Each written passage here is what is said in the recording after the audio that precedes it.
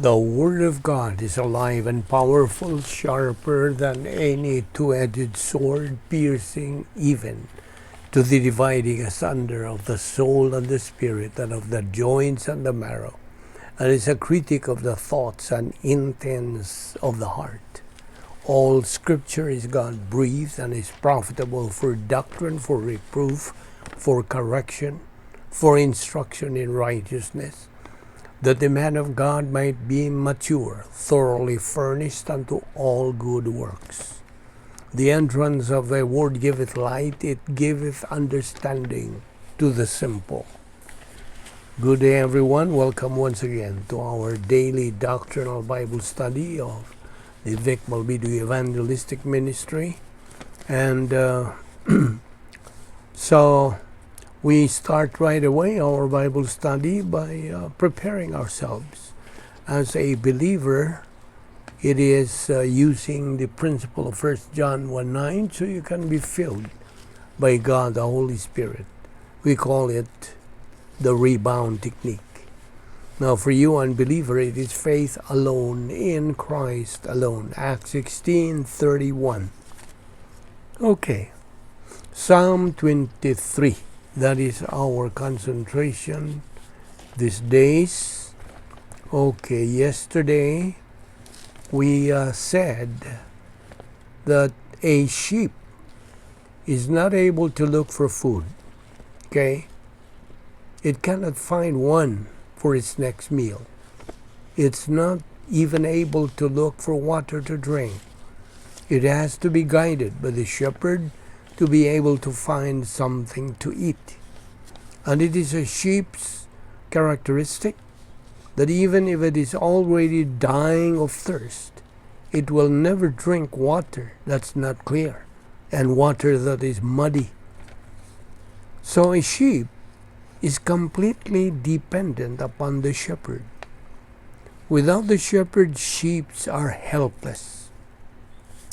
Every time they notice some danger coming their way, they're just so scared to death until the shepherd comes to rescue them from that danger. When sheep hear the shepherd's voice, that's the time they would feel secure.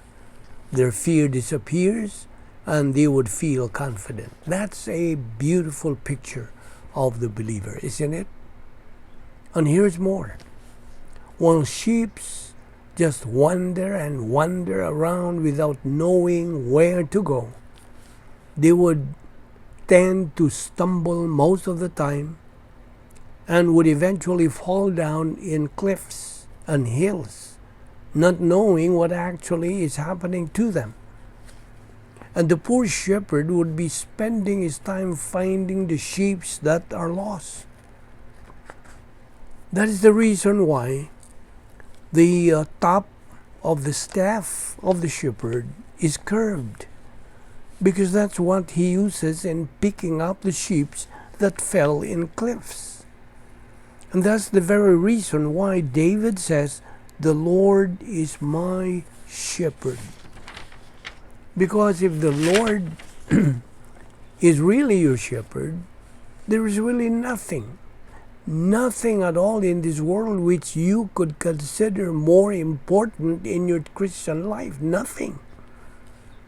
I don't know if there are some of you here listening to our Bible study now who have been counting your money all the time. I don't know if there are some of you while you are sitting there listening to this message or always thinking of your personal belongings and wealth. Your minds are there at home, thinking of anything you consider precious. But let me tell you this, that all the things in this world which you consider precious and priceless are just temporary and passing. They won't last long, right? Today, you have them. Tomorrow, they are gone.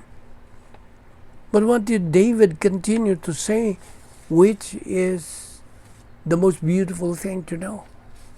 David goes on to say, "The Lord is my shepherd. I cannot lack for anything. Can't you see that? I cannot lack for anything. Well, one of the most touching messages that I know of regarding death in a family, it says like this. When a member of your family dies, or a loved one dies, what we would really feel, and we certainly would feel, is the most painful thing because of that loved one's final departure from you. We cannot blame you for shedding your tears because of that most painful, sad feeling. But if you are a believer, you should always remember this, that beyond all this painful incident, that of losing your most beloved one, the one who gave that loved one, who is now gone from your sight, the one who gave is still there. The source of the one who gave is still there. And who is the source? God. And the one who gave that knows what he is doing and also knows what you will need while being left behind by that dead loved one. But here is David, who is telling you, look, I cannot lack for anything. Question, where was David when he was writing this? Where? The answer? He was in a place where he was lying down, not on a luxurious bed, but on leaves. Remember, David used to lie down on a luxurious bed in his palace before. Bed that's made of gold. You see. But now, he's lying down on leaves. He had nothing to wear, nothing to put on his body except that which he wore when he abandoned Jerusalem. But what again did he say? He says, I cannot lack for anything. He already abandoned his wealth, his money, his lots of gold, his servants in his palace. He already abandoned his friends, his properties, even his own palace. He abandoned it. He abandoned his crown as a king. Probably it was only the ass that he rode on with, and just a couple of men who went with him were around him at this time. But David says, I have abandoned everything. Everything is all gone. But when I look at the source of all those things, I also know that I cannot lack for anything. Can you see that? Well, what was David's focus?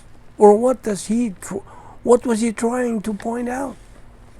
What's David's focus, or what he was trying to point out is also what you are supposed to do. That at the time everything is taken away from you, please look at this very well. When the time comes that everything is taken away from you, the very source of everything is not taken away from you. The source is still there. And the source is God. Can you see that? Always remember this. God never cancels his provision for you in everything that you need every day. Despite evil deeds, despite personal sins, despite doing human good, he never cancels his provision. God never removes all the provisions that he gave you because he knows you need them every day. If ever he removes all of those provisions from you, again, what do we have? We have the source. And we can never lose the source. Isn't that wonderful? Everything can disappear, everything can be gone, but never the source. The source is always right there with you. Now, we will continue this study tomorrow.